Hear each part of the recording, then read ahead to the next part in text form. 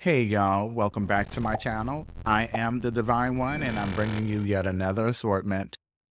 It's time we have a serious conversation about DEI, diversity, equity, and inclusion, or as Fox News would call it, didn't earn it. But if we're going to talk about people who didn't earn their position, let's start with the real poster children for nepotism and privilege. We're going to delve into the latest anti-DEI rhetoric being pushed by figures like Elon Musk and Donald Trump. Yes, that Donald Trump, the nerve, I know. That Donald Trump, the man who has never worked a real job in his life. The man who inherited everything from his father, including a real estate empire, a reputation built on lies, and a political career that never should have happened. The man, that very man, who paid off a porn star to keep his secrets, lost billions in failed business ventures, and yet has the audacity to tell others that they didn't earn it. It must be nice to have 34 felony convictions and still be able to get a job over an accomplished and educated woman. Anywho, we're going to look at some TikToks, and there will be commentary at the end. Let's go. Let him cook now. Let him cook. I said let him cook. The FAA's diversity push includes focus on hiring people with severe intellectual and psychiatric disabilities. That is amazing. And then it says FAA says people with severe disabilities are most underrepresented segment of the workforce, and they want them in, and they want them. They can be air traffic controllers. I don't think so. I don't think so. I think it's just the opposite. We do not know what led to this crash, but we have some very strong opinions. Donald Trump speculated that diversity initiatives backed by Democrats lowered the standard of hiring for air traffic controllers, and that may have played a part in the disaster. This was a job that had to be superior intelligence, and we didn't really have that. He didn't provide any evidence to support this claim. The cause of the crash is still under investigation. Are you saying this crash was somehow caused and the result of diversity hiring? And what evidence have you seen to support these claims? It just could have been. How you can come to the conclusion right now that diversity had something to do with this crash? Because I have common sense. So what to make of Donald Trump's decision to insert himself into this national tragedy? Well, in his view, there's never a bad time to attack opponents or advance his agenda. Do you even yet know the names of the 67 people who were killed? And you are blaming Democrats and DEI policies and air traffic control and seemingly the member of the U.S. military who was flying that Black Hawk helicopter. Don't you think you're getting ahead of the investigation right now? No, I don't think so at all. I don't think with the names of the people. You mean the names of the people that are on the plane? You think that's going to make a difference? They are a group of people that have lost their lives. If you want a list of the names, we can give you that. We'll be giving that very soon. We're in coordination with American Airlines. We're in coordination very strongly, obviously, with the military. But I think that's not a very smart question. Are you saying this crash was somehow caused and the result of diversity hiring? And what evidence have you seen to support these claims? It just could have been. I'm trying to figure out how you can come to the conclusion right now that diversity had something to do with this crash. Because I have common sense, okay? And unfortunately, a lot of people don't. So listen, let's talk about diversity, equity, and inclusion, all right? That's been a target of yours lately on X. There was a repost of Ben Shapiro that you claim that DEI is killing people. Specifically, you point to medicine. You claim that DEI programs are putting people at risk. Do you really believe this to be true, and what evidence do you have to support it? What I was referring to there was that if we lower the standards for doctors, so that they, if the test for a doctor is lowered, then the probability of them making a mistake and killing someone is obviously going to be higher. Wait, say that again. I'm not sure I understand what you said. I want to make sure I understand what you're saying. Yes, if the standards for passing medical exams and becoming a doctor, or especially something like a surgeon, if the standards are lowered, then the probability that the surgeon will make a mistake is higher. They're making mistakes in their exam. Maybe instead of yapping about DEI, Donald Trump should talk more about why he dismantled key aviation safety committees just last week. So Donald Trump just signed an executive order blaming Joe Biden, DEI, and woke policies for the fatal plane crash that happened last night. So in the Oval Office just now, Trump put his signature on a memorandum titled Immediate Assessment of Aviation Safety, which orders his transportation secretary and FAA administrator to, quote, undo all of the damage that was done by Biden, DEI, and woke policies. So this is straight up gaslighting from Donald Trump. He is blaming Biden, who is no longer president. He is blaming DEI, which has nothing to do with the crash, and he is blaming woke policies, which he can't even define despite him being the president, who is currently overseeing the FAA and who signed orders last week to gut a key aviation safety committee, as well as firing several airline personnel. This is a distraction from the fact that he may be responsible for this crash, and so he's trying to shift the blame onto everybody else, but don't fall for it. Donald Trump could not wait to get to the podium at the White House today and blame the aircraft collide on diversity, equity, and inclusion, DEI hires, even though there is no evidence of it at this point. When every single person he was standing on the stage with, by their definition, is a DEI hired, which means, according to them, they're unqualified for the job. And that includes Donald Trump to Pete Hegseth to Sean Duffy to J.D. Vance, all DEI hires.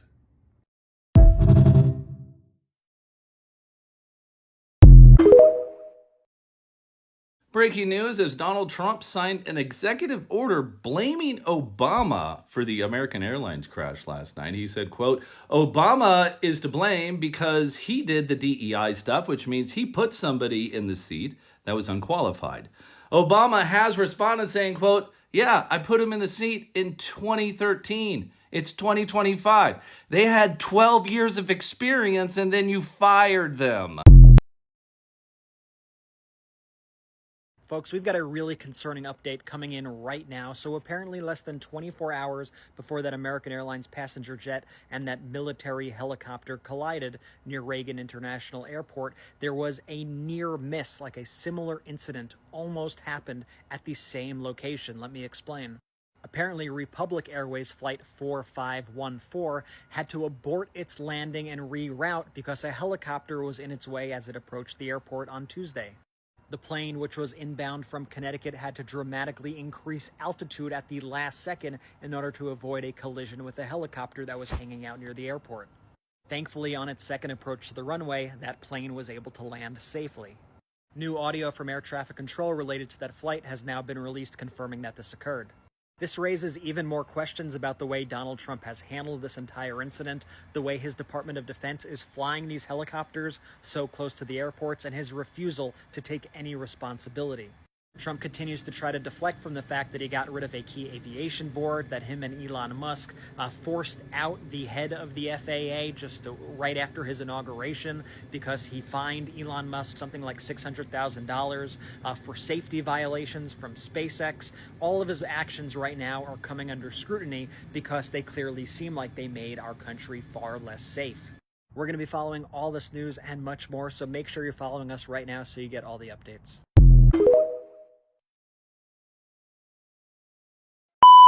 Now, I know how difficult it is to decipher the truth from lies, fiction from reality, gaslighting, and projections as it relates to diversity, equity, and inclusion when its main function is a level playing field. For all you football enthusiasts, imagine a Patriots game starting on the 50-yard line when they have possession of the ball. But the opposing teams are constantly hamstrung to the point it seems they aren't allowed to advance past the 5-yard line when they have possession of the ball. Then the Patriots win every time and are celebrated as the greatest team team of all time. Doesn't seem too fair, does it? Diversity, equity, and inclusion, DEI, candidates are individuals who have historically been hamstrung, excluded from opportunities due to systemic bias in hiring, education, and career advancement. While non-DEI candidates, connected white men, are not just starting at the 50-yard line, most likely they are automatically given the position. Don't have to work for it. DEI candidates include racial minorities, women, LGBTQ, individuals, veterans, and people with disabilities, groups that have faced barriers to success despite their qualifications and merit.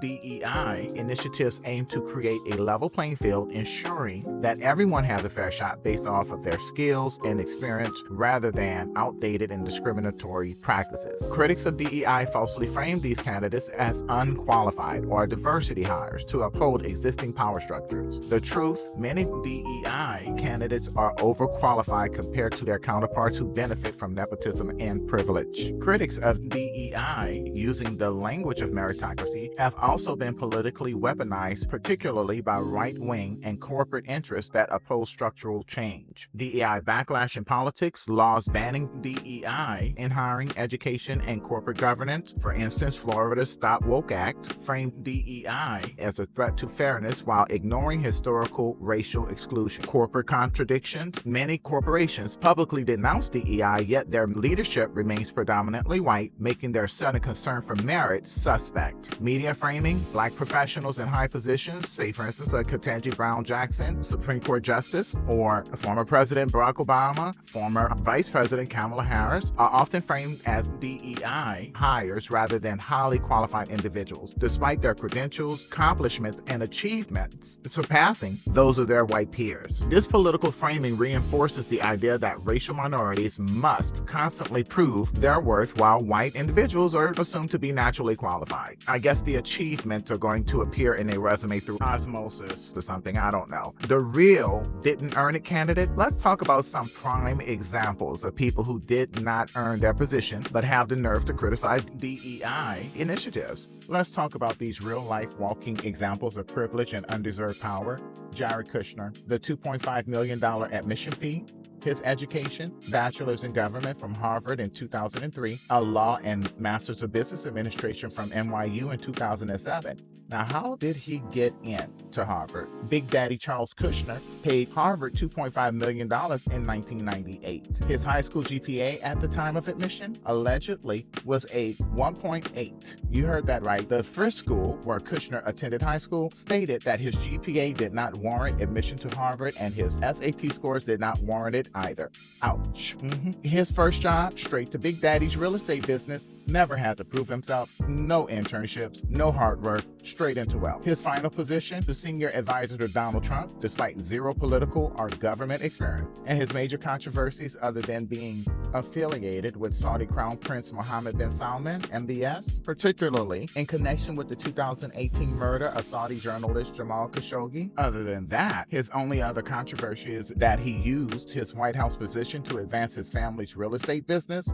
But tell me again, who didn't earn it? Eric Trump, bachelor's degree in finance from Georgetown. His first job, Trump Organization. Working for Daddy. Current job, still working for Daddy. Trump Organization. No real experience, no proving himself outside of nepotism. Just walked into a leadership role. Just stumbled right on in there. And then there's King Koopa himself, Donald Trump Sr. He got into Wharton because of his father's influence, inherited his daddy's business, and still managed to run it into the ground multiple times. Declared bankruptcy 6 times, paid hush money to cover up a scandal with a porn star. If anyone is the definition of didn't earn it, then it's this warthog here known as Donald Trump. The Fox News hypocrisy. Oh yes, I'm gonna have to tug a little bit. You know what? There's no tugging in this video. I won't be reading anybody. But let's take a step back and look at how this plays out in right-wing media. Fox News is one of the biggest critics of DEI, constantly pushing a narrative that black professionals are unqualified or diversity hires. But what happens when we put their own roster under scrutiny? Sean Hannity, the unqualified loudmouth. His education, he attended NYU and Delphi, but dropped out and never finished, so he's a college dropout. His first job, a general contractor. Not journalism, not politics, just some random dude. First media gig, volunteered at UC Santa Barbara, KCSB-FM. Translation, unpaid intern, no credentials. Current position, the loudest voice on Fox News, making millions, more than every woman on that network with actual degrees and experience. Next up, the king of adult incels, the supreme of the coven of Nepo babies, Tucker Carlson. His daddy, Richard Carlson, was a powerful media figure and ambassador. Tucker never had to prove himself. He just waltzed right on into the industry with doors wide open for him. Did he struggle? Absolutely not. How did he get to Fox News? His connections and other than qualifications. Sounds like a didn't earn it to me. And then there's Peter Doocy, Fox legacy baby. Who's your daddy? Steve Doocy, a longtime Fox News host. Who gave him a job? Fox News. What's his talent? Asking the dumbest possible questions at White House press briefings. That's it. Meanwhile, women at Fox News, especially Gretchen Carlson and Megyn Kelly, had far more education and experience, yet they had to fight tooth and nail just to be respected. Here's the kicker. When you actually compare the resumes of men versus women at Fox News, the women run circles around them in education, experience, and work ethic. Here's some examples. Gretchen Carlson, Stanford University, studied at Oxford, started as a reporter. Megyn Kelly, law degree, started as an attorney. Lauren Ingram, Dartmouth College, UV Law School.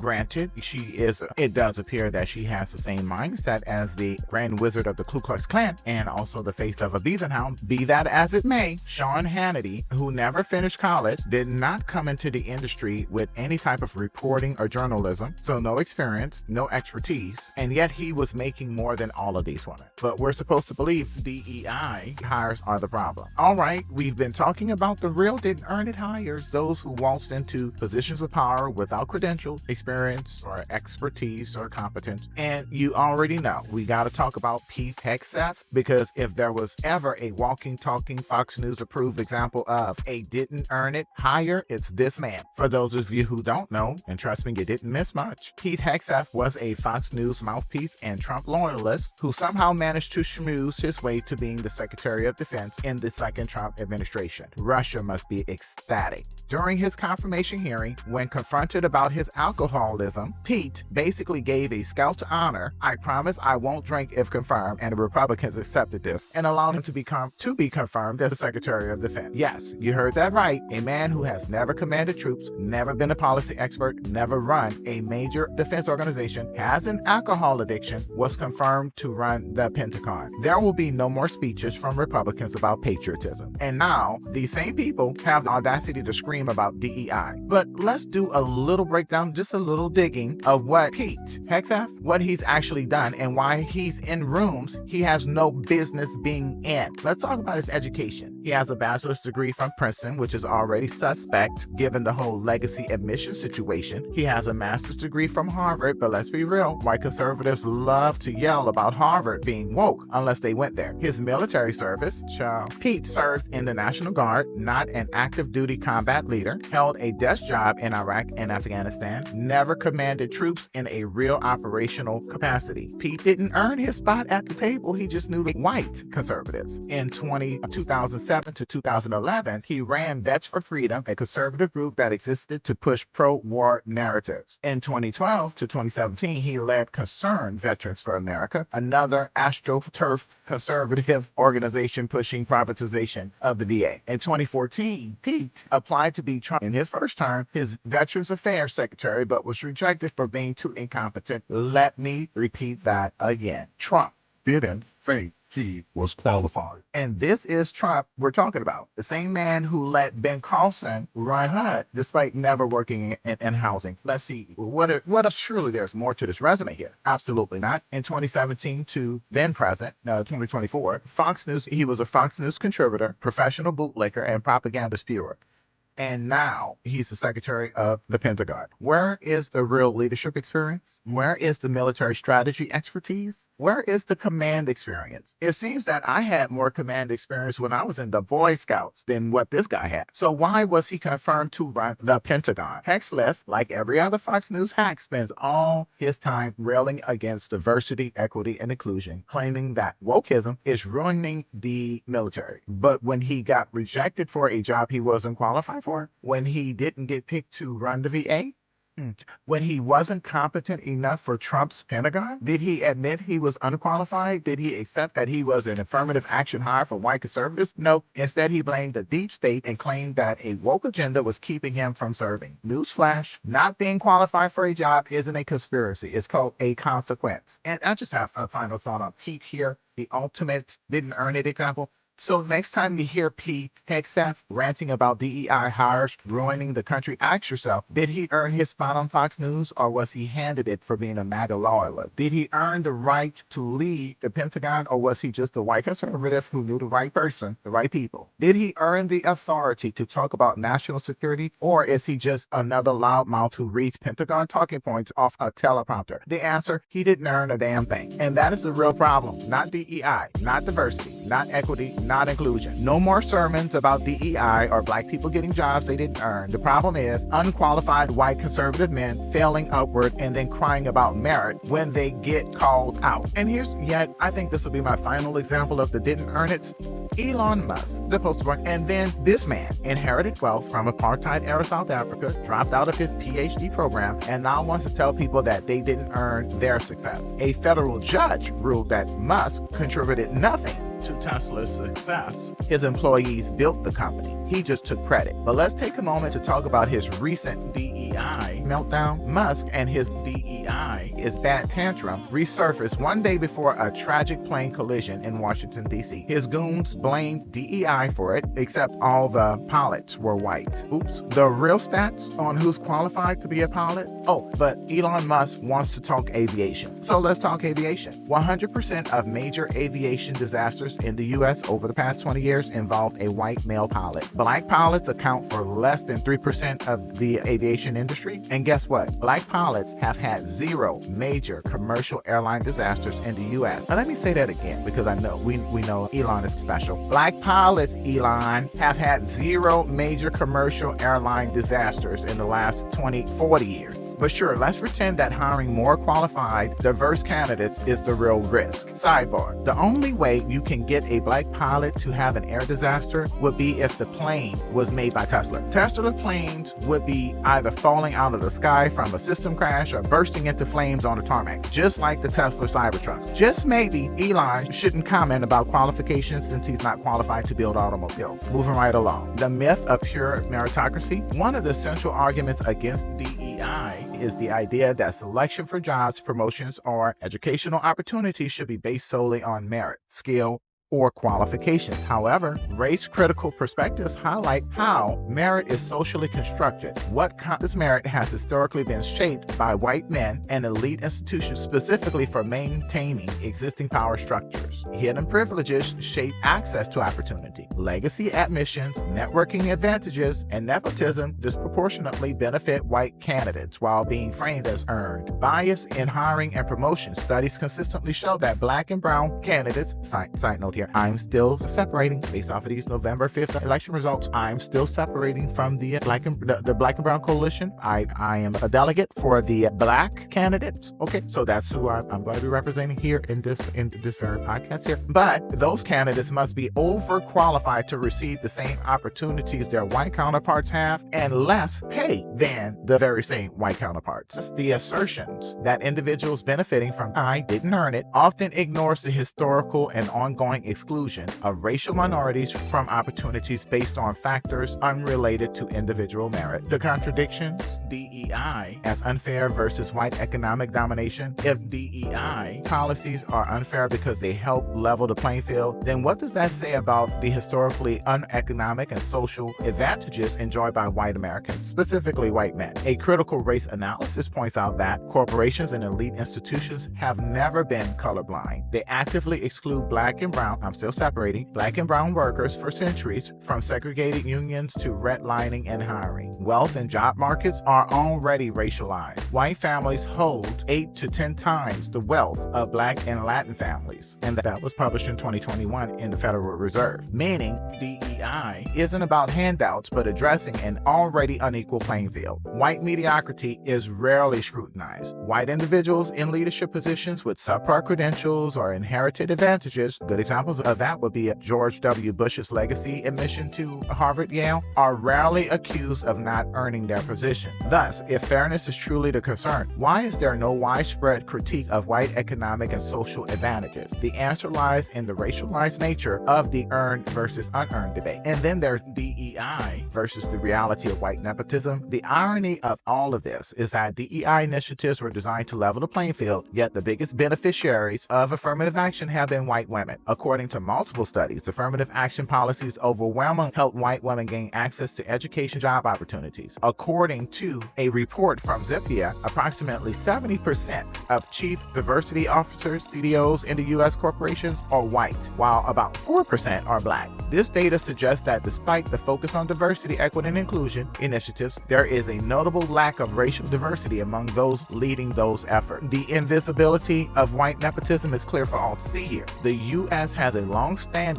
history of white-only affirmative action, from the GI Bill to housing policies that allow generational wealth accumulation while excluding black Americans. Further, systemic white-only affirmative action also kept black people from obtaining social benefits like Social Security and welfare at the same monetary disbursements as whites, yet those very same black people were paying into a tax system that was excluding them. Keep that in the back of your mind. For what's next, the same system is in place when you consider Latin and Hispanic migrants, or as the authoritarian right in this country would label them, illegal immigrants who pay taxes but will never reap the benefits of Social Security retirement benefits. Sidebar.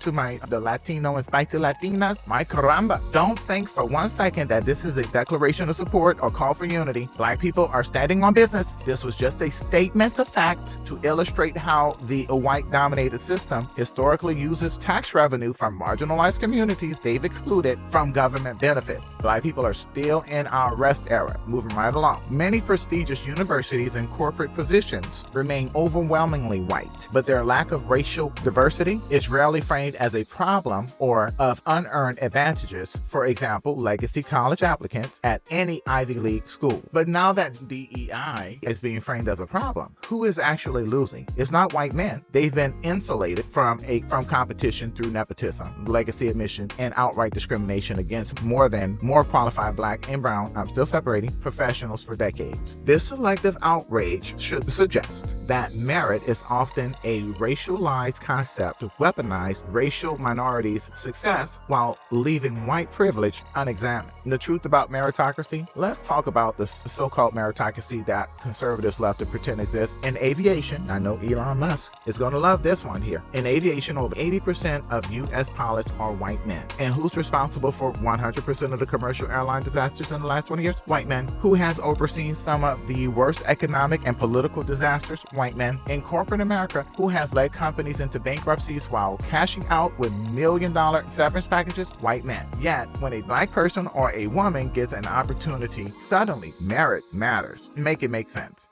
The dismantling of DEI initiatives, with Trump's latest executive order dismantling DEI initiatives in the federal government, the message is clear. They are trying to erase every bit of progress made over the last few decades to level the playing field. Under these policies, federal employees are now required to report colleagues who promote DEI. Affirmative action requirements in federal contracting are gone, obviously except for white men. The government is actively trying to reinforce systemic inequalities under the guise of fairness. Who actually didn't earn it? If Trump really cared about merit, maybe he should have hired competent legal counsel. So maybe, just maybe, if Donald Trump had a DEI hire, he wouldn't have had to file bankruptcy 6 times. Okay, he wouldn't have been convicted of 34 felonies. If he had hired a DEI candidate, maybe he wouldn't have lost multiple sexual abuse and defamation cases, or have been ordered to pay over $355 million for business fraud. Or maybe if he had a DEI hire, he would not have led an administration with more indictments than any other president in history. Maybe he wouldn't be leading a political party built on corruption, lies, and nepotism, but instead, he said he and his followers want to convince America that black and brown professionals, I'm still separating, are the problem. The veterans, women, and LGBTQ individuals are the diversity hires, while white men who inherit everything are somehow self-made. At the end of the day, DEI is not about giving unqualified people opportunities. It's about removing the artificial barriers that have kept highly qualified individuals from advancing in the first place. And if conservatives are so obsessed with merit, maybe they should start applying that standard to themselves. A race-critical analysis of didn't earn it critiques of DEI shows that meritocracy is not applied equally. Instead, accusations of earned advantages are racially coded to undermine the legitimacy of black and brown, I'm still separating, professionals while upholding white privilege as the default standard of success. Rather than focusing on who supposedly didn't earn their opportunities, a more critical question is who has historically been denied the opportunity to earn. If you're white and didn't get the job, maybe you just weren't qualified. This isn't about DEI, it's about white mediocrity being exposed. So the next time someone screams about DEI hires not earning it, ask them, did they pay their way into school like Jared Kushner? Did they inherit their job like Donald Trump Jr., Eric Trump, Donald Trump Sr.? Did they skip college and still got a six-figure salary like Sean Hannity? Or did they have to be overly qualified and still underpaid like Gretchen Carlson and Megyn Kelly? Or any woman